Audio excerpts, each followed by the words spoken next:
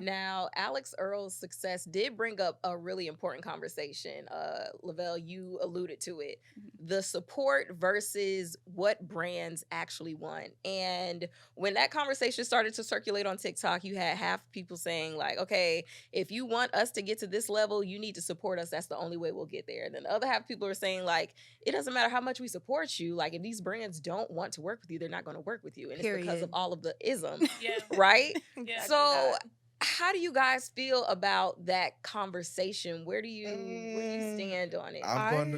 I'm sorry. I just feel like, here's my thing, right? And I'll bring in the numbers because I was thinking about this. I was like, we got to talk about it. I get about, humbly so, 2 million to 3 million views every 30 to 60 days. Okay. I have 115,000 followers on TikTok. If you see my content is bold. My content is Black. My content is gay. My content is who I am, you know? Mm-hmm. And honestly, what hurts me the most is the people who support me. I'm a gay Black man. And honestly, on my platform, you can see it. I go on gay dates. I do gay fashion. I talk, with my own little swang that we do. But I cater to my community in and out. Right. 88% of my following is female. 88% of my following is female. TikTok doesn't show you the demographics, but I can see my content. I mean, I can see my comments and things like that. Honestly, who support me more than anything too is Caucasian women. I've just got the Black women, following and engaging, which I honestly, when I first started, I low-key always wanted. I always wanted my community to support me because that's all I personally create my content for. And so when you look at it, I would say two things. I would say, like, yeah, the brands, they want their people. I get it. Some things we just can't get past. But if you got your support and you got your numbers, it makes it so much easier to knock down those doors. If you got the engagement and it's there, it really does at least set you up to get in those rooms. You know how hard it is to, for example, have the big numbers. They see my videos, but then you have the 115,000 followers and they're like, oh, but that don't really add up to that guy that's over there. It's a slippery slope when you really think about it. And I just honestly feel like we could do a better job of supporting our creators. It's hard enough for us. Yeah. But let's also be fair though. I think oftentimes we do forget that Black people only do make up like 13% of the population. So already we are vastly outnumbered by other, groups. So I think that plays a huge part into it, but then also the fact that we are never seen as the standard for stuff. That's why we all constantly have to call it out when they try to do like rebrand all of these things that we do already, like the clean girl aesthetic. And it's just like, that's just how Black girls do our makeup. Like, look at us. Like, that's just naturally, you know what I'm saying? Like, look at all the Black women. Like, that's just our, thing. And so stuff like that is just like they refuse to kind of just acknowledge the influence that we have on the culture. So they don't really see it until a white girl comes and says, like, you should put this oil in your hair. It'll help it grow. It's like, I wonder who said that first. Like, I wonder, Okay, so I kind of flip-flop on this because when I was in the corporate space, like, I did work on a team where, like, we would, source influencers, or we would work with people who would source influencers. And I think what I struggle to understand sometimes is, like, there's a line between brand safety and just like outward Blackness. And I think that's, in reality, like, influencer marketing is so new, social media marketing is so new that these are white women in control of these things. Yeah. White women who, are probably pretty young, like under the age of 35 for the most part. So brand safety to a white woman is very different than brand safety to a Black person. Because if I make a video and I'm like, oh, these niggas is wildin', like, I say that just plain as simple, oh, these niggas is wildin', a Black person's gonna be like, these niggas are wildin'. Like, they're gonna be like, well, that's true, like, that's not, that's not fake. White person's gonna be like, oh my God, she used profane language, like, oh, Jesus, you're gonna be like, it's just like, it's a different kind of line. So, like, and it's funny because another one of my creator friends, like, he's a pretty large creator, and, he's had his moments where, like, the internet loved him. Then one day they were like, oh, I hate this guy.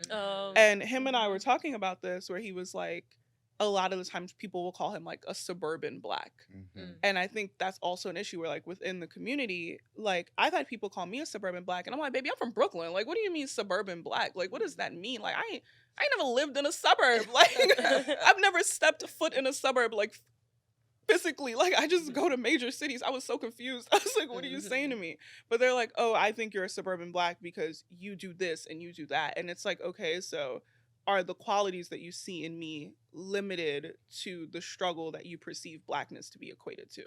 And I think that's the difference. Because there's like, people will love you, and like, I will say wholeheartedly, most of my followers are Black. Like the people who engage the heaviest, the people who come up to me in the street are Black, specifically Black women. Right. But there are people who, like, when they sit down and they want to dislike you, it's gonna be because you don't fit their mold of Blackness, and as a result, they won't support you. Right. Whereas as a white creator, people just need to off rip like you, like and they'll just follow. They'll be like, oh, she's pretty, she's 10, she's blonde, she has nice boobs, boom, I'm gonna follow. Right. Whereas like when you're Black, it's like, you got to make all these videos, do all this. You got to be like the exception to the rule. You got to be, you know, college educated from the top school, working the best job, being able to go on the best vacations, doing all this. You can't just wake up, put a bikini on or something, I'm going to the beach, and it's going to go viral and, you know, fund your life. Like, you're not going to have 4 million followers off of that. Like, there needs to be a level of production that's in place, which is irritating. And like something that happened with me is I made my content very like neutral, no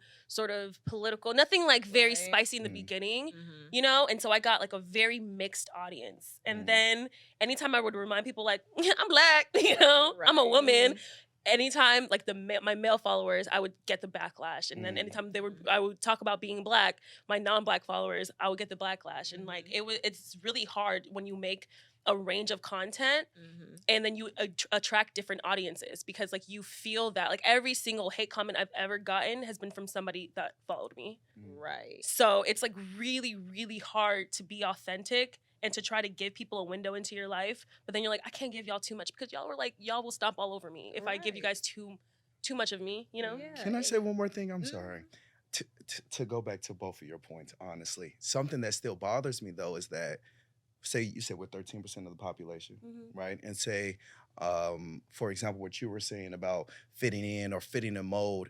This is my thing too, because I mean, you can't deny it. Our influence is there. Yeah, I mean, and of so course, yeah. I'm sorry to say, like, our influence is there, and our like support is also there. Like, I just feel like if you don't fit a certain mold, and I seen a video that said, you know, being a Black content creator, if you really want to blow up, you need to give drama.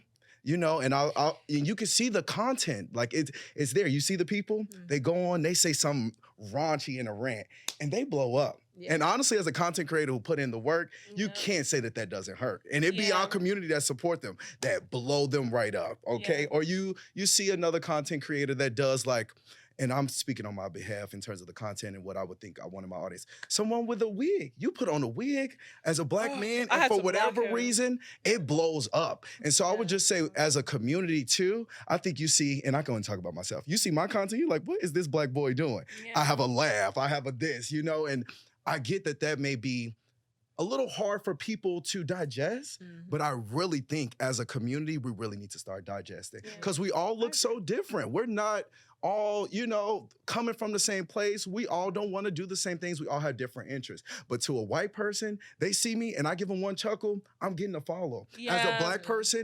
As a Black person, and I'm looking in this camera now, if you see any of our content, any Black person, and you get a chuckle, what does it hurt to follow? Because you never know what you as a follower can really do to a person who really, especially when you know they're doing this full time. Yeah. Right. Especially when you know like this is their passion. They're doing this not for, you know, laughs and giggles. They're doing it because they really want to go somewhere with this. Click the follow button. It doesn't hurt. It shouldn't be that hard to get a Black follower. Right. Well, early on I had to beg. And you know, I don't like begging in real life, but early on, like I had to just like, hey, can you guys follow me? Hey, can you do this? Hey, can you do that? You know, just to get that support. Like, it's stepping outside of myself to do something that I'm not comfortable with, but knowing that I have to do it, especially as a Black creator to excel. And I find it so interesting that we have all of these things going on in our minds in terms of activism, being brand safe, and this, that, and the third. Our non-Black counterparts don't even have to worry about not at all. Absolutely not. Like, that's not even a thought in their mind. And all I feel like it changes your experience. That's the only thing they gotta do. It changes your experience as a Black creator.